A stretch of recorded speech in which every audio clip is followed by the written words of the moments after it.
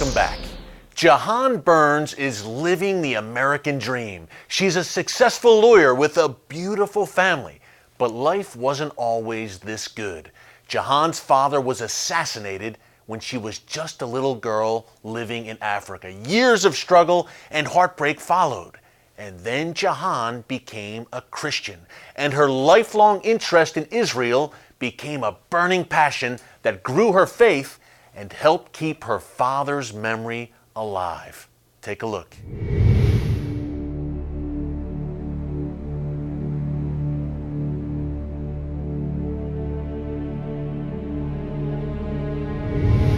My dad was a high-ranking army officer in Uganda, and he trained in different countries, and Israel especially was his favorite country, where he trained as a commando.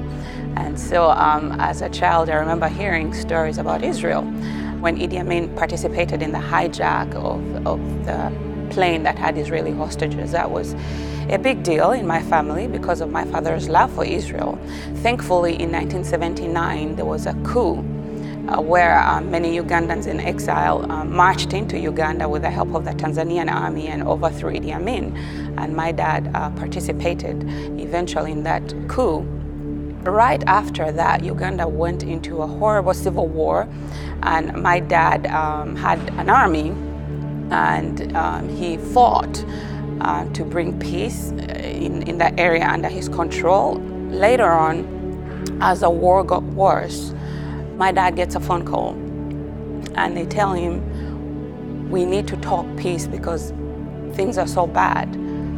Well, we didn't really know who was on the other end of the line, but he said, "I have to go." And I remember everyone begging him and saying, "Please don't go, please don't go." We never saw him again. I was 6.5 years old.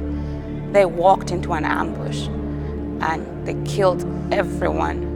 And they eventually found that he had been assassinated and thrown into a ditch. Life changed dramatically because after my father's death and burial, we tried to go back to our home.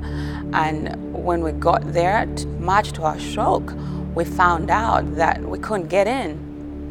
One of my father's best friends moved into our home during the time that we were burying my dad and took everything. And we could not go back. And so we ended up going to live with my mother's sister on a farm in a village with no electricity, no running water. But I remember my mom saying, "I have to do everything it takes for you to get an education." So when I was 13, I enrolled into a British boarding missionary school in Uganda. And it was there that I first encountered Christians. And I had this rage and anger, and they tried to love me and reach out to me with the gospel, and I didn't really respond. And one day I was by myself in the dorm room, and everyone else was in the chapel. I had this fear that I was going to die right there and then, and I began to just say, "What can I do?" And instantly I just felt like I need to run. And so I hurriedly put my shoes on, and in the dark, I just began to run, and I didn't know where I was running to. When I came to a stop, I was right outside the chapel door. So I went back that night and got in my bed and held a Bible and just put it on my chest, and I thought, I'm gonna sleep, and this is gonna make me feel better. So I wake up in the morning, and the sun is streaming, into my eyes, and I'm so excited. I was like, this book, the Bible, can make you have peace. And so I skipped class and went and started reading the Bible from cover to cover. I gave my life to Christ not long after that, fully embraced the gospel. But what that did for me in just falling in love with the God of Israel, the God of Old Testament, it created a love for Israel. That is when I first began to really research modern day Israel. In Uganda, for example, where I come from, in the villages, Israel is there providing clean water to people that would otherwise not be able to have it. They're providing solar power. They're providing medicine in the hospitals. That is amazing to me. They're providing military help and intelligence, in Uganda.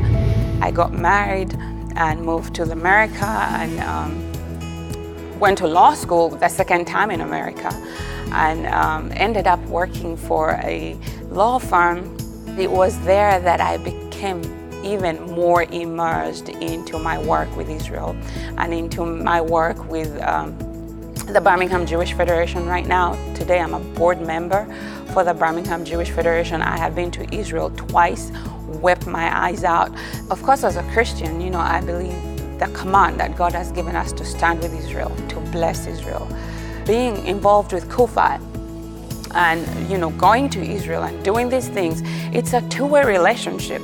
You know, we're not just giving to Israel, Israel is giving to us. I always encourage people, I say, if you stand with Israel, you will be blessed. I have seen it firsthand in my life. I have been blessed in standing with Israel. What an incredible story. It was such a blessing to have Jahan with us at our Kufi Washington Summit, and I have a feeling that you'll be hearing much more from her in the future. Well, coming up after the break, my final thoughts on how you, yes, you, can be a crucial part of what God is doing in the world today. Stick around.